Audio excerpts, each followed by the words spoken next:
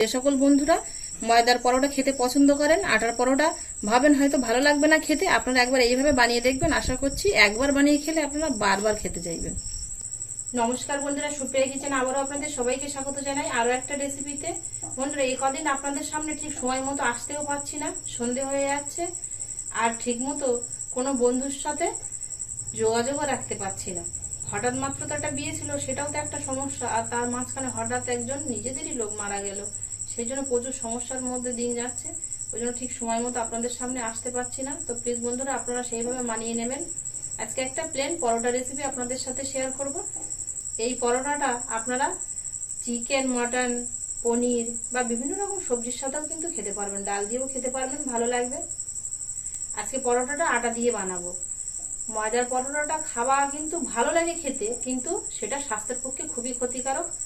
ঘরে থাকা উপকরণ দিয়ে পরোটা বানাবো আর খুব কম সময়ের মধ্যে হয়ে যাবে। তো প্লিজ বন্ধুরা, আপনারা ভিডিওটা না কেটে প্রথমের থেকে শেষ পর্যন্ত দেখবেন। পুরোটাই ভিডিওটা দেখলে আপনারাও খুব সহজে বাড়িতে বানিয়ে নিজেরাও খেতে পারবেন। ঝটপট বানাতে শুরু করে দেবো পরোটা। এরকম বড় বাটির মাপ করে আমি 2 বাটি আটা নিয়ে নেব। এখানে আমি 2 বাটি আটা নিয়েছি। 2 চামচ চিনি নিয়ে নেব, 2 চিমটি লবণ দিয়ে দেবো, 5 চামচ মতো টক দই নিয়েছি, দিয়ে দেবো। এখানে 1 প্যাকেট আমুলের গুঁড়ো দুধ নিয়েছি, এই দুধটাও সবটাই দিয়ে দেবো। তবে এখানে আপনারা যে কোনো গুঁড়ো দুধ দিতে পারেন, তবে আমুলের গুঁড়ো দুধটা বেশ একটু টেস্ট হয়, আর গুঁড়ো দুধটা দিলেও কিন্তু দেখবেন ভালো লাগে খেতে। শুকনো উপকরণগুলো আগে খুব ভালো করে মিশিয়ে নেব। অল্প অল্প করে জল দিয়ে মাখিয়ে একটা ডো বানিয়ে নেব।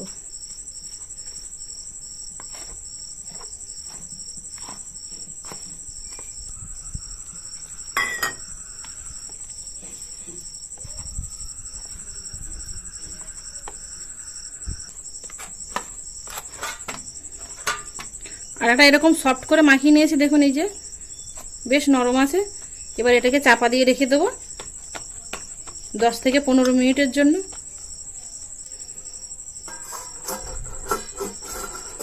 রাত্রে ভিডিও করার এই একটাই সমস্যা, অন্ধকার। দিনের বেলা তো তবু অন্ধকার থাকে, আর রাত্রে তো একেবারে পুরো অন্ধকার, ভূত ভূত মতো দেখাচ্ছে না।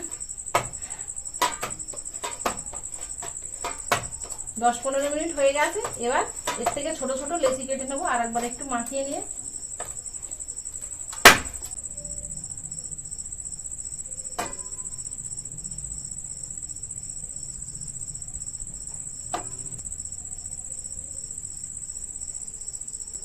একেবারে গোল পাকিয়ে নিই।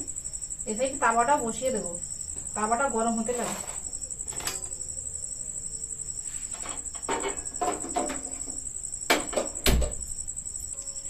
গোল পাকানাগুলো চাপা দিয়ে রেখে দিয়ে একটা একটা করে ওর থেকে নিয়ে নিয়ে বেলে নেবো। বেলে একেবারে সেঁকে নেবো সঙ্গে সঙ্গে, আটা দিয়েই বেলবো।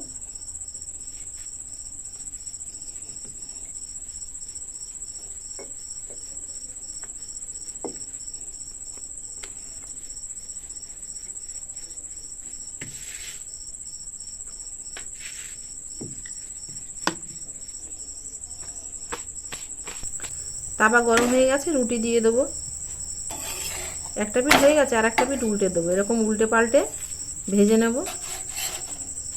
তারপরে এর মধ্যে সাদা তেল বা বাটার দিয়ে দেবো। তবে আপনারা যে কোনো একটা দিয়েও ভাজতে পারেন। দেখুন আস্তে আস্তেই ফুলে উঠছে, ফুলে কিন্তু এই যে বলের মতো হয়ে গেছে। আর এই রুটিগুলো খেতে যতটা টেস্টি হবে ততটাই কিন্তু সফট হবে।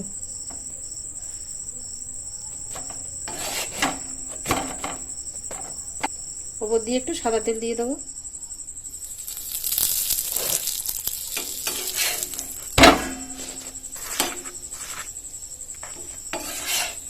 একটা এরকম করে ভেজে নিয়েছি, তুলে নেব।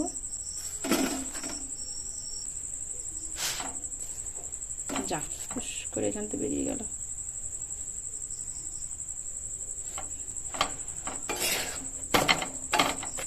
আর একটা এরকম করে ভেজে নিয়েছি, ওপর দিয়ে সাদা তেল দিয়ে দেব।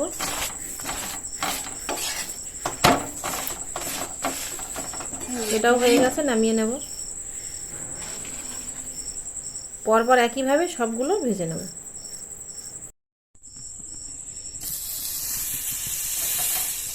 বাটার দিয়ে দেবো একটু। কটা সাদা তেলে বানিয়েছি আর কটা বাটার দিয়ে বানাবো। এটা হালকা সেঁকে নিয়েছিলাম অর্ধেকটা, আবার একটু দিয়ে নেব।